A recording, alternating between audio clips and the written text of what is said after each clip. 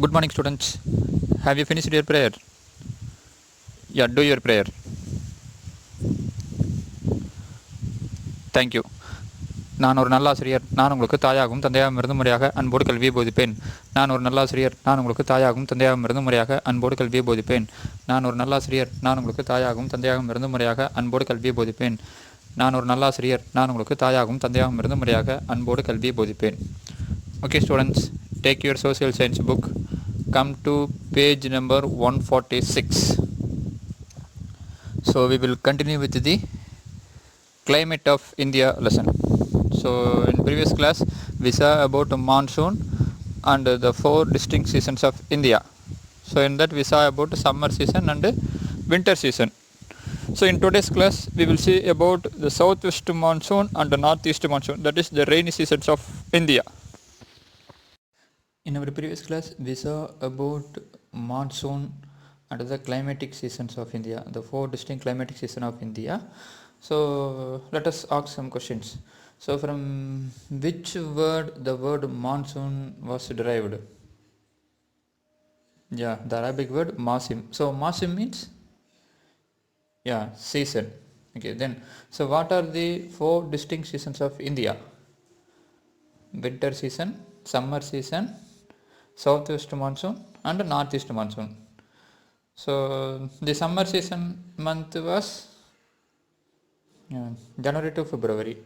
So during summer month, so the sun's position, so that is the vertical rays of sun, so falls on which equator line? Tropic of Cancer. So Tropic of Cancer divides India into two worlds. So in that equatorial line, that is in that latitude line, so sun rays fall directly. So that's why India feel hot temperature in the month of April and May. So winter season, so in which latitude line the sun's vertical rays fall? Tropic of Capricorn. So that's why Tropic of Cancer receives slanting sun rays and it was a winter month in India. Okay. So in today's class we will see about the southwest monsoon and the northeast monsoon, so which give rainfall to Indian subcontinent. Okay. So let us move into the lesson. First is the southwest monsoon or rainy season of India. So the most significant, so the most important feature of Indian climate was the onset of southwest monsoon. So because it only gave the rainfall to most part of our Indian subcontinent. So that's why it was the most significant feature of the Indian climate, and it first begins over the southern tip of the country. So the southwest monsoon so first begins in the southern tip of the country by the first week of June, so which advances along the Konkan coast in early June and covers the whole country by 15th July. So the southwest monsoon begins in the month of June. So the first week of June it first strikes the Konkan coast. So Konkan coast, it is in South India. So the coastal area, so that is west coastal line. So west coastal line is divided as Konkan coast and Malabar coast.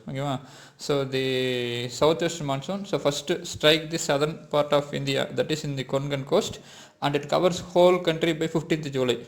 So it begins in the month of June and it covers the whole country by 15th July. So this southwest monsoon was influenced by the global phenomenon so called as El Nino. So it was influenced by the global phenomenon called as El Nino. So the southwest monsoon, it is the most significant feature of the Indian climate. So the onset of the southwest monsoon take place normally over the southern tip of the country by the first week of June. So that is the monsoon begins in the month of June, so that too in the first week. So it begins in the Konkan coast, so it advances along the Konkan coast and it covers the whole country by 15th July. So the southwest monsoon, so this was influenced by the global phenomenon so called as El Nino. So El Nino, so what do you mean by El Nino? So El Nino is nothing but the climate change in the east of Australia, that is in the West Pacific Ocean. So in the normal year, so in the West of Pacific Ocean, so the temperature was low, so that high pressure is formed, so which do not disturb the high pressure that formed in the Indian Ocean. But if the pressure, so that is if the temperature increases at the west of Pacific Ocean, so due to some climatic reasons. So the high pressure that formed in the Indian Ocean shifted towards the Australian subcontinent, so India does not get the rainfall normally. So that was called as the El Nino. Okay, so in normal year, so in the south of Indian Ocean, so a high pressure is formed which advances towards Indian subcontinent and form a southwest monsoon. So that time we will receive a proper rainfall. But if there is any temperature change, any climatic change in the West Pacific Ocean, that is in the east of Australia means, so the pressure which was formed in the south of Indian Ocean sometimes move towards Australian subcontinent, that is move towards Pacific Ocean. So that time there is no rainfall, so that was called as El Nino. So it happens so 5 to 6 years once. So El Nino happens 5 to 6 years once. So nothing but already I told, if the temperature is low means so pressure was more, if temperature is high means pressure was low. So in India during the month of March, April, May, so temperature is more, so pressure is low. But if you take Antarctic region, that is the south of Indian Ocean, Tropic of Capricorn, there temperature is low, pressure is high. So pressure moves from high pressure to low pressure, so higher concentration to lower concentration. So that was the beginning of the southwest monsoon. But if the east of Australia, if there is high temperature means there will be a low pressure. So what happened, the high pressure which formed in the Indian Ocean sometimes shifted towards the Australian continent. Okay, so that there is no rainfall, so no monsoon formation in Indian Ocean, so that leads to the failure of rainfall, so seasonal rainfall in India. So burst of monsoon. So prior to the onset of the southwest monsoon, the temperature in North India reaches up to 46 degrees Celsius. So before the beginning of southwest monsoon, the temperature in North India so reaches up to a maximum of 46 degrees Celsius. So the sudden approach of monsoon wind over South India with lightning and thunder is termed as the break or burst of monsoon. So during that time, in the beginning of June, so there was a sudden approach of monsoon wind. So there was a sudden coming of monsoon wind over South India, so with heavy lightning and thunder. So this was called as burst of monsoon or break of monsoon. So till that India's climate was too hot, so it's reached a maximum temperature of 46 degrees Celsius in North India. So during the time in South India, that is especially in Kerala, the monsoon wind suddenly approached with lightning and thunder. So this was called as break or burst of monsoon. So the monsoon wind so first strikes against the southern tip of Indian landmass and gets divided into two branches. So the monsoon wind first strikes the Indian landmass, Indian subcontinent. Yes, the monsoon wind that originates from the Indian Ocean that strikes the Indian subcontinent and was divided into two branches. So one branch starts from Arabian Sea and the other from Bay of Bengal. So the monsoon that formed in the southwest Indian Ocean moved towards Indian subcontinent and strike the Indian subcontinent, that is it strike the south of India and divided into two branches. So one branch was called as Arabian Sea branch, so and another branch was called as Bay of Bengal branch. So the monsoon wind so first strikes against the southern tip of Indian landmass and gets divided into two branches. So the monsoon wind first strikes the Indian landmass, Indian subcontinent. Yes, the monsoon wind that originates from the Indian Ocean that strikes the Indian subcontinent and was divided into two branches. So one branch starts from Arabian Sea and the other from Bay of Bengal. So the monsoon that formed in the southwest Indian Ocean moved towards Indian subcontinent and strike the Indian subcontinent, that is it strike the south of India and divided into two branches. So one branch was called as Arabian Sea branch, so and another branch was called as Bay of Bengal branch. First, the Arabian Sea branch. So the Arabian Sea branch gives heavy rainfall to the west coast of India. So it gives heavy rainfall to the west coast of India because the west coast of India is located in the windward side of the Western Ghats. So already in the first lesson we saw, okay, so west coast of India was lying in the windward side of the Western Ghats. So that is rain region. So rainy region of Western Ghats. So the other part which advances towards north is obstructed by Himalayan mountains and results in heavy rainfall in the north. So one part move towards the Western Ghats and it was obstructed by Western Ghats and give rainfall in the west coastal plain. And another branch, that is another group of wind belongs to Arabian Sea, move towards Himalayan mountains and was stopped by Himalayan mountains. So that there is a heavy rainfall in North India. So if you see Aravalli mountain range, so it lies parallel to the movement of Arabian Sea branch. So that's why Aravalli range does not block the Arabian Sea branch, so that there is no rainfall in the Rajasthan region. So Rajasthan western part do not get much rainfall. So because Aravalli mountain range locate parallel to the direction of wind, Arabian Sea wind. Yeah, so that's why Rajasthan western part do not get much rainfall. You can see in this picture, so Western Ghats, so that blocks the Arabian Sea branch monsoon. Okay, so that the west coastal plain receives much rainfall. But if you see the leeward side of Western Ghats, that is Kerala, Tamil Nadu, that is some part of Kerala, Tamil Nadu, Karnataka, Andhra won't get much rainfall. So because it was blocked by the Western Ghats. Yeah, so you see one branch of monsoon from Arabian Sea that is moving towards Himalaya. It was not obstructed by Aravallis. So because Aravallis lie parallel to the Arabian Sea branch. So that's why Rajasthan won't get much rainfall from southwest monsoon. Another branch called as Bay of Bengal branch. So it moved towards the northeast India and Myanmar. So from the Bay of Bengal, so the monsoon wind moved towards northeast India and Myanmar. So this wind is stopped by a chain of mountains, namely Garo, Khasi and Jaintia. So it was in the eastern Himalayas.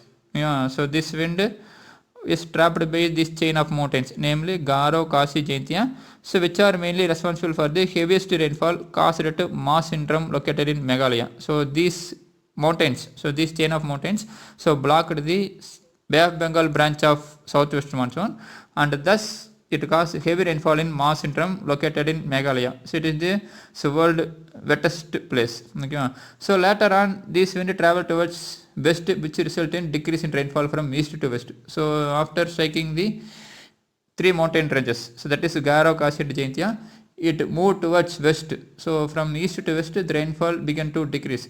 So overall 75% of the Indian rainfall is received from this monsoon. That is southwest monsoon gives 75% of Indian rainfall. Okay, ma? So what are the two branches of southwest monsoon? Yeah, southwest monsoon branches is Arabian Sea branch and Bay of Bengal branch. Yeah. So which branch give rainfall to west coastal plain? Yeah, Arabian Sea branch. So why Rajasthan won't get much rainfall, not get rainfall from the southwest monsoon? Yeah, because so the Aravalli range lies parallel to the Arabian Sea branch wind. Yeah, so that it can't obstruct, it can't stop the Arabian Sea branch wind. So there is no rainfall in Rajasthan. So there is no much rainfall in Rajasthan. So that's why it was a desert. Yeah. So which is the wettest place in the world? Yeah, Maas syndrome. So in which state it located? Meghalaya. Okay. Then we'll move to the northeast monsoon. So this picture shows the southwest monsoon that happened in 2020. Yeah, so this year the movement of southwest monsoon. So it almost begin in the month of June only. So beginning of 1st June. Yeah. So the green color shows the normal movement of southwest monsoon. Then the red color shows the actual movement. Yeah, so how it begins. So actual movement in this year. So normally how it happens. So how it moves in the Indian subcontinent was shown as green color. So this year in the year 2020, so actually how it moves. So how it strikes the Indian subcontinent and how it covers the whole of India was shown in red color. So northeast monsoon season. So the southwest monsoon begins to retreat from North India by the end of September due to the southward shifting pressure belt. Yeah, so now the southwest monsoon begins to retreat. So begins to return from North India by the end of September. So towards Bay of Bengal. So the southwest monsoon wind returns from Indian landmass and blows towards Bay of Bengal. That is, it returning to its original. So it's returning to its origin place. Yeah, so the Coriolis force deflects this wind and makes it to blow from northeast. Yeah, so the Coriolis force. So Coriolis force means, so as per Coriolis force, the wind will change its direction when it strikes the equator.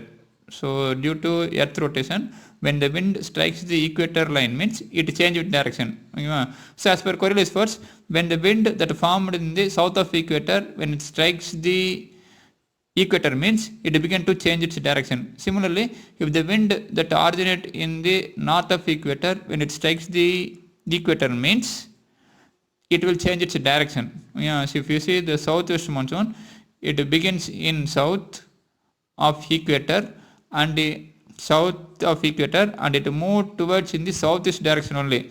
But when it strikes the equator line, it changes its direction towards west. So that's why it was called the southwest monsoon.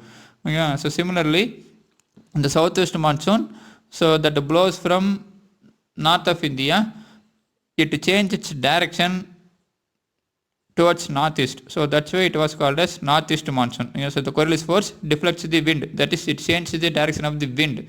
So that's why it was called as northeast monsoon. So this season is associated with the establishment of the northeasterly wind system or the Indian subcontinent. So now the beginning of northeast monsoon, that is from the month of October, there is a beginning of northeast monsoon.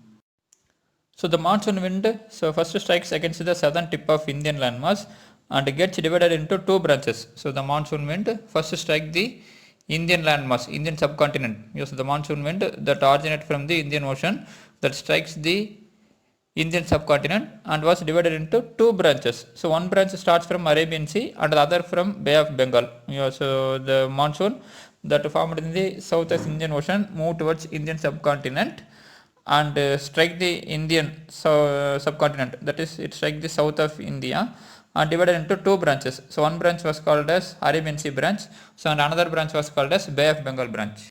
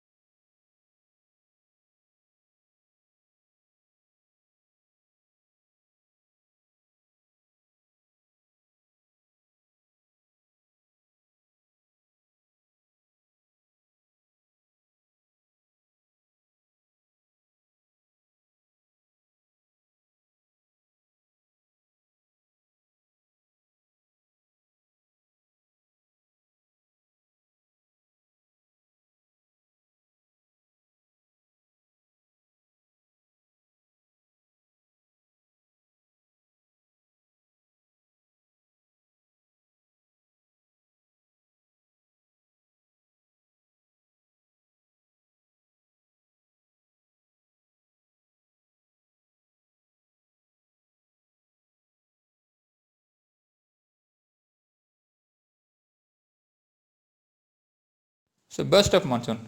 So prior to the onset of the southwest monsoon, the temperature in North India reaches up to 46 degrees Celsius. So before the beginning of southwest monsoon, the temperature in North India so reaches up to a maximum of 46 degrees Celsius. So the sudden approach of monsoon wind over South India with lightning and thunder is termed as the break or burst of monsoon.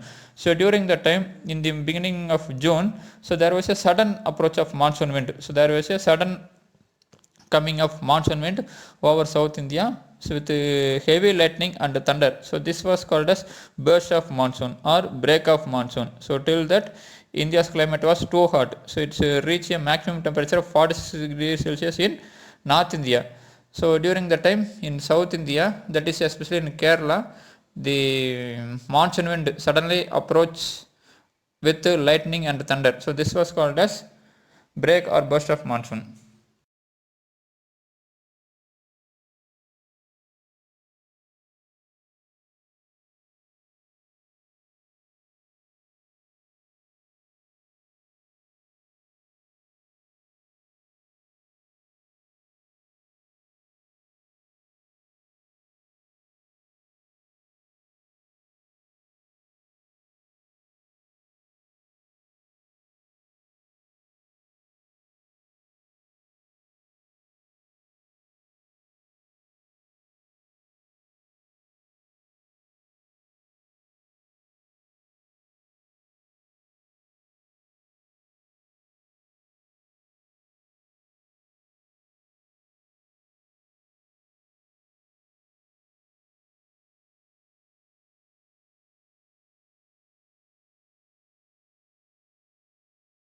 So distribution of rainfall. So the average rainfall of India. So the average annual rainfall of India is 118 centimeter. So in this, so western coast, Assam, South Meghalaya, Tripura, Nagaland and Arunachal Pradesh receive 200 centimeter rainfall. So it is shown as in black color. So these are the very heavy rainfall region of India. So western coast and northeastern states. So eastern states of India, that is Assam, Meghalaya, Tripura, Arunachal Pradesh, Nagaland. So the whole of Rajasthan, Punjab, Haryana, west and southwest part of Uttar Pradesh, West Madhya Pradesh and the entire Deccan Trap or Plateau region east of Western Ghats except for a narrow strip along Tamil Nadu receive a low rainfall of less than 100 centimeters. That is most part of India receive less than 100 centimeter. Then remaining, so it receives 100 to 200 centimeter. So the very heavy rainfall region of India is west coastal plain and also some states in east of India, so northeastern states. So they receive much rainfall. And after that, so some part of Gangetic plain, so you can see in this picture. So some part of Gangetic plain, West Bengal, Bihar, Orissa receive heavy rainfall when compared to Tamil Nadu, Andhra, Karnataka, etc. So which region receive very low rainfall? Rajasthan, Kashmir and some parts of Punjab. So why Kashmir? So northern part of Kashmir won't receive much rainfall means because the wind was blocked by the Himalayan mountains. So it was blocked by the Himalayan mountain. So that's why the northern part of Kashmir won't receive much rainfall. Okay students, thank you. So if you have any doubt in this lesson, so let us call me and don't forget to do your homework. So thank you. So distribution of rainfall. So the average rainfall of India. So the average annual rainfall of India is 118 centimeter. So in this, so western coast, Assam, South Meghalaya, Tripura, Nagaland and Arunachal Pradesh receive 200 centimeter rainfall. So it is shown as in black color. So these are the very heavy rainfall region of India. So western coast and northeastern states. So eastern states of India, that is Assam, Meghalaya, Tripura, Arunachal Pradesh, Nagaland. So the whole of Rajasthan, Punjab, Haryana, west and southwest part of Uttar Pradesh, West Madhya Pradesh and the entire Deccan Trap or Plateau region east of Western Ghats except for a narrow strip along Tamil Nadu receive a low rainfall of less than 100 centimeters. That is most part of India receive less than 100 centimeter. Then remaining, so it receives 100 to 200 centimeter. So the very heavy rainfall region of India is west coastal plain and also some states in east of India, so northeastern states. So they receive much rainfall. And after that, so some part of Gangetic plain, so you can see in this picture. So some part of Gangetic plain, West Bengal, Bihar, Orissa receive heavy rainfall when compared to Tamil Nadu, Andhra, Karnataka, etc. So which region receive very low rainfall? Rajasthan, Kashmir and some parts of Punjab. So why Kashmir? So northern part of Kashmir won't receive much rainfall means because the wind was blocked by the Himalayan mountains. So it was blocked by the Himalayan mountain. So that's why the northern part of Kashmir won't receive much rainfall. Okay students, thank you. So if you have any doubt in this lesson, so let us call me, and don't forget to do your homework. So thank you. Indian monsoon.